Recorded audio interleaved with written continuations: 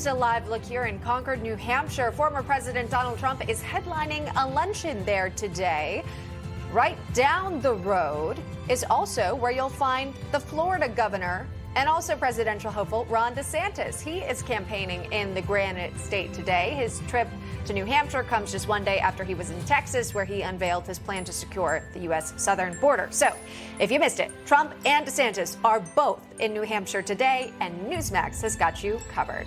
Welcome, everyone, to a brand new hour of National Report. Thanks for joining us. I'm Emma Reckenberg. And I'm Sean Kreisman. Glad you're here. There's been a lot of news overnight involving the former president. And in case you missed it, it does include alleged audio tapes of him discussing confidential documents, again, all stemming back to the investigation into alleged mishandling of classified docs. 2 minutes of audio recovered, or obtained rather, by CNN, posting this last night to their news network. But this was a story that was going on for quite some time, as we were pointing out the last hour. Of CNN spoke to sources who heard the tape, and then they had the transcript of the tape, and now the tape is out there, essentially with a staffer and the former president, again, seemingly discussing highly confidential material, and then talking about the powers of declassification of highly sensitive documents. The former president put out a statement on Truth Social, hitting back on that, and he says that he's exonerated by that leak of the audio. So the bigger question, though, now, and something that we continue to discuss here, is the audio is out there. It's the top story on Associated Press, NBC News, CNN, and many others. But in terms of legally, the former president pleaded not guilty to 37 charges.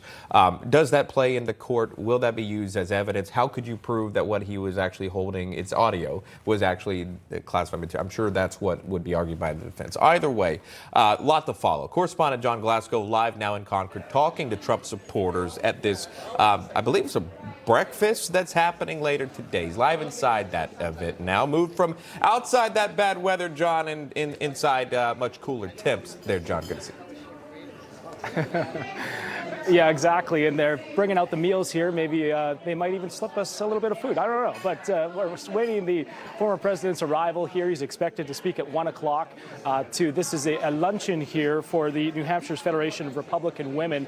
And as you mentioned, Florida Governor Ron DeSantis, not too far away from here, just 40 miles in Hull, is holding his own event. And that didn't sit very well with the women here at this luncheon, because they thought it was taken away from their event here in New Hampshire as well. So Ron DeSantis trying to make up some ground here in New Hampshire, as he is quite a ways behind in the polls, or the most recent polls, whereas, as you mentioned, the former president is now going to talk, hopefully, or maybe he will or not, about those tapes that CNN has recovered. So we're going to wait to see if he does mention that, although we do know that in that case out of Florida, he's not allowed to speak about some of the evidence that's raised in the case. So we'll watch to see whether or not he brings that up. But we did talk to some of the voters here in New Hampshire just to see, what are the issues here? Do they like Ron DeSantis? Do they like President Trump? Which way are they going to lean? And from the people that I spoke to, they still support former President Donald Trump. And they say that Ron DeSantis, they like him, but not necessarily his policies. And they don't appeal to the voters in the state. Have a listen. He's not going to do good. No. He might have if he would have. People are very loyal to Trump, or I guess they're not. And DeSantis is a great governor, but I don't think he was ready for the presidency. He doesn't have the, I don't think he can even take half of what Trump has taken from these people. So, no, I don't think he's going to do that great.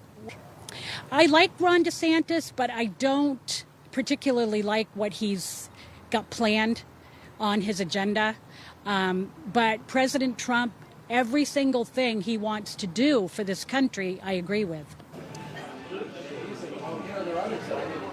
So that's what two supporters that I was able to talk to out front of this luncheon here had to say. We're going to try and connect with a few more of the people that are the VIP guests here, along with the former president.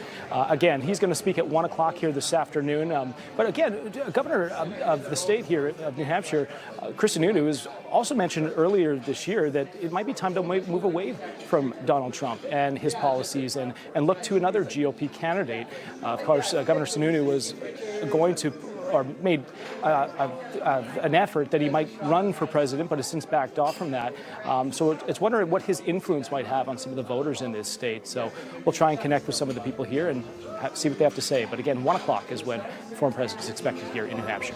And Newsmax will have complete coverage of that. John Glasgow live there inside the luncheon, again, continuing to talk to folks. John, we appreciate that. Thank you very much. And you talk about the field continues to grow, and it's so early. You have more than a dozen Republican contenders, notable Republican contenders, already on the ballot. It's always good to hear from the voters. That is my takeaway. If you are showing up to a luncheon to hear any candidate speak, you're curious. You want to know where they stand on the policies. You want to know what makes them different from that very crowded stage. And so today we'll give, these women in attendance, it's a Republican women's luncheon, and they'll be able to hear what the former president is going to do this time around as he aims to get back into the White House. It may be, you could expect him to talk about pro-life policies, the overturning of Roe v. Wade and what he's done there, obviously speaking to women there. But you think of moms, too, yes. The role that parents have had recently, especially when it comes to these national stories and making sure that parents really do have a voice in the classroom. Remember, if they're showing up today, odds are they're in support of the former president. But also to note, too, does he respond to that leaked audio footage? He did on Truth, I think there are a couple of times. Does he mention it? What are his statements out on that? Again, that leaked audio footage obtained by CNN. He's not been shy from any headline that comes out about him. He addresses it head on, as he usually does. But does his staff advise him to do so? We'll wait and see, because we will carry it for you.